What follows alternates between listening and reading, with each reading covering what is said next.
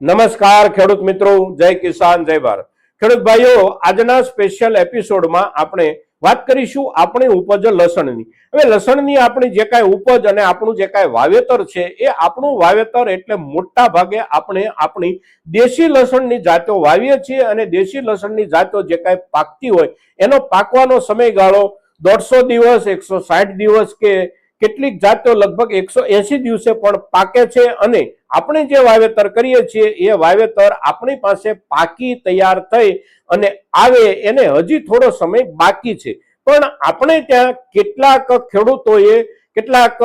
સમયથી એટલે કે 2 વર્ષ કે 5 વર્ષથી નવીન પ્રકારની જાતો જે કાંઈ વાવવાનું શરૂ કર્યું હોય એમાં એ વાવેતરમાં ગયા વર્ષથી થોડો વધારો થયો હશે એવું લાગે છે અને તેથી અત્યારે આપણે ત્યાં થોડું થોડું નવું લસણ આવવા માંડ્યું છે અને જે કાંઈ નવું લસણ આવી રહ્યું છે એ નવું લસણ એટલે બીજા વિસ્તારોમાં વવાતા લસણની જાતો પૈકીનું લસણ અને એમાં પણ ઊંટી લસણ આપણે ત્યાં થોડું થોડું જે કાંઈ વવાયું હોય એ લસણની આવકો શરૂ થઈ છે। એટલે આપણે ત્યાં સામાન્ય રૂપમાં નવા લસણની જે કાંઈ આવકો શરૂ થઈ છે એ આવકો પછી આપણા ખેડૂત સમુદાયને અત્યારે એક જ ચિંતા હોય કે અત્યારે ભાવો એકદમ નીચલા દરજ્જે જ્યારે ચાલી રહ્યા છે ત્યારે આવનારા સમયમાં આપણું લસણ મોટા પાયે તૈયાર થાય અને બજારમાં આપણે જઈએ ત્યારે એકંદર સ્થિતિ કેવી રહી શકે, એટલે આ એક ચિંતા જે આપણી હોય એ ચિંતા માટે આપણી પાસે કોઈને કોઈ ચર્ચા, કોઈને કોઈ વિચારણા હોય તો એનો એક આપણને માનસિક આધાર મળે, સાથે સાથે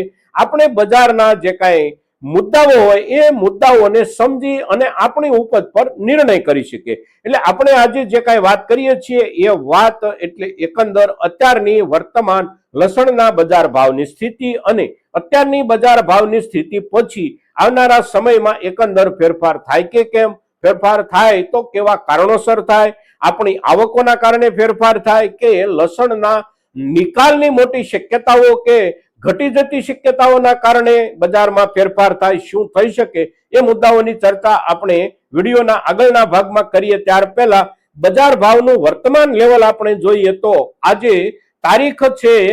22 ફેબ્રુઆરી 2026 અને વાર છે રવિવાર। રવિવારનો દિવસ છે એટલે આજના દિવસે તમામે તમામ માર્કેટિંગ યાર્ડો બંધ હોય, પણ આપણે જે ચર્ચા કરીએ છીએ એ ચર્ચા છે ગઈકાલે શનિવારના દિવસની બજાર ભાવની સ્થિતિ। તો ગઈકાલે શનિવારના દિવસે આપણા ગુજરાતમાં લસણના જે ભાવો આપણને જોવા જાણવા મળ્યા હોય તો આપણા જૂના લસણના ભાવ લગભગ 500-550 રૂપિયાથી શરૂ થાય 20 કિલોના ભાવ અને ઊંચામાં સારામાં સારી ક્વોલિટી અત્યાર સુધી બચી ગઈ હોય, સચવાઈ ગઈ હોય એવી ક્વોલિટી પહોંચે લગભગ 1500 કે 1525 કે 50 રૂપિયા સુધી અને એવરેજ ભાવ આપણે જોઈએ તો એવરેજ ભાવ એટલે લગભગ 900 રૂપિયાથી લઈ અને 1100 કે 1150 ની વચ્ચે મોટા ભાગનું લસણ જૂનું વેચાઈ રહ્યું હોય એવું અત્યારે દેખાઈ રહ્યું છે બજારોમાં। હવે નવા લસણની વાત કરીએ તો નવું લસણ આપણે ત્યાં હજી કોઈ નોંધપાત્ર પ્રમાણમાં નથી આવતું, પણ આપણા કેટલાક ખેડૂતોએ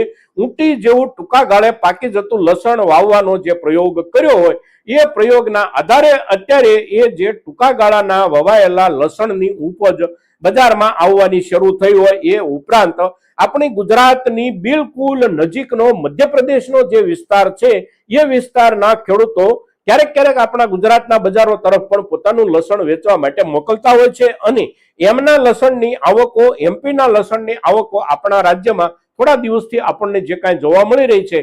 એ નાના પાયે થતી આવકોમાં મોટો ભાગ જે હોય છે એ ઊંટી લસણનો હોય છે। એટલે ઊંટી લસણના ભાવોની સ્થિતિ આપણા ગુજરાતમાં નીચલા દરજ્જે જે શરૂ થાય છે એ લગભગ 900 રૂપિયા, 950 રૂપિયા કે 1000 રૂપિયાના ભાવથી શરૂ થાય અને ઊંચામાં ઊંચું વેચાઈ રહ્યું છે 1800 કે 1825 કે 1850 રૂપિયા અને એનો મીડિયમ ભાવ આપણે જોઈએ તો લગભગ 1300 રૂપિયાથી લઈ અને 1500 રૂપિયાની વચ્ચે એનો મીડિયમ ભાવ આપણે સામાન્ય એવરેજ ભાવ ગણવો જોઈએ। એટલે આ સ્થિતિ છે અત્યારે લસણની આપણા ગુજરાતના માર્કેટોમાં ભાવોની। આવકોની આપણે વાત કરીએ તો બહુ મોટા પાયે એવી કઈ આવકો નથી થઈ રહી, પણ ગયા વર્ષનું સાચવેલું લસણ આપણા જે કોઈ ખેડૂત ભાઈઓ પાસે હજી સુધી વેચ્યા વિનાના આપણે રહી ગયા હોઈએ એવું લસણ કંઈક આવી રહ્યું છે અને થોડી ઘણી નવા લસણની આવકો થઈ રહી છે। પણ બાકીના જે મુખ્ય વાવેતરના વિસ્તારો છે એમાં પણ મધ્યપ્રદેશ રાજ્ય,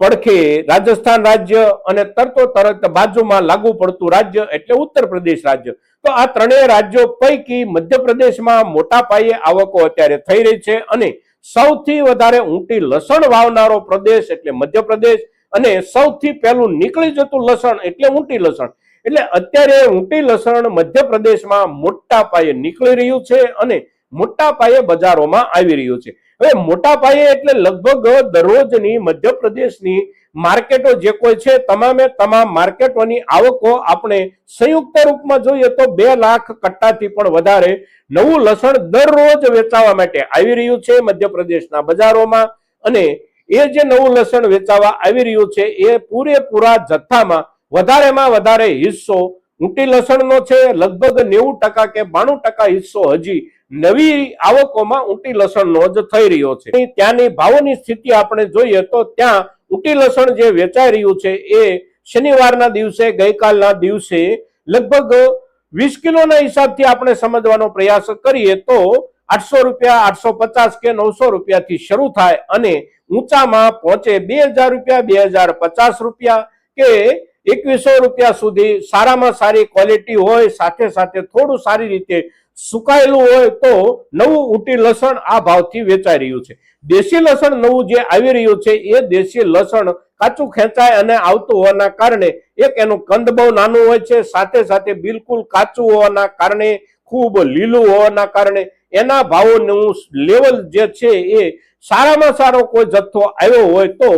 લગભગ 1600 કે 1700 રૂપિયાના 20 કિલોના ભાવથી વેચાય છે અને નીચલો દરજ્જો જે શરૂ થાય છે એ નીચલો દરજ્જો તો લગભગ 600 રૂપિયાથી જ વેચાવાનો શરૂ થાય છે દેશી લસણમાં. એટલે આ સ્થિતિ છે આ બધા બાકીના વિસ્તારોની. રાજસ્થાનમાં પણ આ જ પ્રમાણે સ્થિતિ છે, પણ રાજસ્થાનની આવકો હજી નીચી છે અને એકંદર સામાન્ય રૂપમાં ભાવોને આપણે જોઈએ તો મધ્યપ્રદેશના ભાવોના લેવલની સાથે જ ત્યાંના ભાવો ચાલી રહ્યા છે. હવે અત્યારે ભાવોની આ સ્થિતિ છે.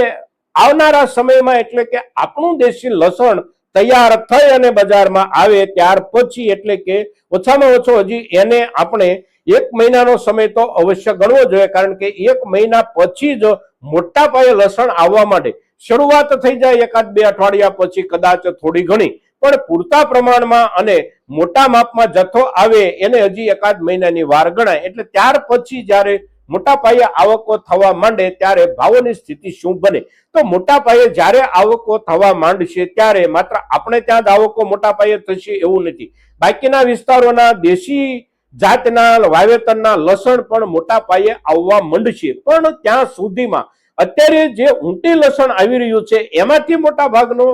વાવેતરનો વિસ્તાર પૂરો થઈ ગયેલો છે અને મોટા ભાગનું લસણ બજારમાં વેચાઈ પણ ગયું છે. એટલે આપણા દેશી લસણની આવકો બમ્પર થાય દેશી લસણના હિસાબથી ત્યાં સુધીમાં આ લસણ જે છે એ અવશ્ય મોટા પાયે જગ્યા પણ કરી આપશે. એટલે બહુ મોટા જથ્થામાં થનારી દેશી લસણની આવકો શરૂ થાય ત્યારે બજારમાં બહુ મોટા ફેરફારની શક્યતાઓ સંભાવનાઓ ઓછી છે. એટલા માટે કે ત્યાં સુધીમાં ઊંટીનો જથ્થો લગભગ ખૂટી જવામાં હોય. હવે ઊંટીનો જથ્થો ખૂટી જવામાં હોય એવું આપણે જ્યારે વિચારતા હોઈએ કે માનતા હોઈએ ત્યારે આ મુદ્દાઓ જે છે એ અંદાજિત મુદ્દાઓ અને અંદાજિત આધારો હોય છે. જે વિસ્તારમાં ઊંટીનું વાવેતર થાય છે એ વિસ્તારમાં અત્યારે જે આવકો થઈ રહી છે એ આવકો સિવાય ખેડૂતો સાચવીને કેટલું બેઠા છે અને આવનારા દિવસોમાં ખેડૂતો કેટલું સાચવશે એના આંકડાઓ મળવા મુશ્કેલ છે. કારણ કે સરકારો જે કોઈ છે એ આવી કેટલીક ઉપજોના વાવેતરના કોઈ અંદાજો જ નથી આપતી કે કેટલું વાવેતર થયું છે, કેટલું ઉત્પાદન થશે, અને જે કાંઈ વાવેતર કે ઉત્પાદનના અંદાજો ખેડૂત કે બજાર સુધી પહોંચવા જોઈએ એ પહોંચાડવાની જવાબદારી સરકારની હોય છે. પણ સરકારો આ કામ નથી કરતી હોતી. પરિણામે એના આંકડાઓ કોઈની પાસે ન હોય એટલે એકંદર અંદાજો મેળવવા ખેડૂત માટે પણ મુશ્કેલ થઈ જતા હોય છે અને વેપાર કરનારા બજારમાં બેઠેલા લોકો માટે પણ મુશ્કેલ થઈ જતા હોય છે. એટલે ખરેખર વાસ્તવમાં વાવેતર ઊંટી લસણનું કેટલું થયું છે, દેશી લસણનું કેટલું થયું છે અને એનો જથ્થો અત્યારે જે આવી રહ્યો છે એ સિવાય કેટલો જથ્થો સંગ્રહ તરફ જઈ રહ્યો છે આની કોઈ પણ ચર્ચા અત્યારે બજારમાં નથી. અને તેથી અત્યારે આપણે ચોક્કસ રૂપમાં એવું ન માની શકીએ કે દેશી લસણની આવકો પૂરતા પ્રમાણમાં શરૂ થાય એટલે ઊંટી સાવ ખતમ થઈ જાય. કદાચ ઊંટીનો કેટલોક હિસ્સો બચી પણ જાય અને એવું જો બને તો બચી ગયેલા ઊંટીના જથ્થાની ઉપરાંત આવતા દેશી લસણના વિપુલ જથ્થાની અસર બજાર પર પડી શકે છે. પણ આખરે સિઝન જ્યારે શરૂ થાય ત્યારે જ સ્પષ્ટ ચિત્ર આપણી સામે આવી શકે. મિત્રો, અત્યારે જે સ્થિતિ છે એ સ્થિતિમાં આવનારા નજીકના દિવસોમાં ભાવોમાં કોઈ વિશેષ સુધારો થવાની શક્યતા અત્યારના ધોરણે આપણે જોઈએ અને વિચારીએ તો દેખાઈ રહી નથી. સામાન્ય ફેરફાર બજારમાં બને અને લસણ એ ડુંગળી અને લસણ બંને સામાન્ય રૂપમાં આપણે જોઈએ તો ઝડપથી વધઘટ થઈ શકે એવી ઉપજો હોય છે, એટલે ઝડપથી પણ વધઘટ થઈ શકે. પણ ઝડપથી વધઘટ થવાના કારણો અત્યારે બહુ ઝાઝા નથી, એટલે આપણે સામાન્ય રૂપમાં મૂલવવાનો પ્રયાસ કરીએ તો બહુ મોટા ઘટાડાની પણ શક્યતા નથી, બહુ મોટા વધારાની પણ શક્યતા નથી. થોડા ઘણા ફેરફાર સાથે બજાર એકાદ બે અઠવાડિયા માટે ચાલ્યા કરે એવું અત્યારે લાગે છે. મિત્રો, તો આજના દિવસે આપણા લસણની ઉપજ પરના વર્તમાન બજાર માહોલ સાથે સાથે આવનારા નજીકના દિવસોના શક્યતા સંકેતોની જ્યારે ચર્ચા કરીએ છીએ ત્યારે આપણા લસણની ખેતી સાથે જોડાયેલા ખેડૂતો માટે આ મુદ્દો, આ ચર્ચા અને આ એપિસોડ બહુ મહત્વનો એપિસોડ છે અને તેથી મહત્તમ ખેડૂતો સુધી આપણો આ એપિસોડ પહોંચે, આપણો આ વિડીયો પહોંચે, એને માટે આપ સૌ પોતપોતાની જવાબદારી નિભાવશો એવી અપેક્ષા સાથે જય કિસાન, જય ભારત.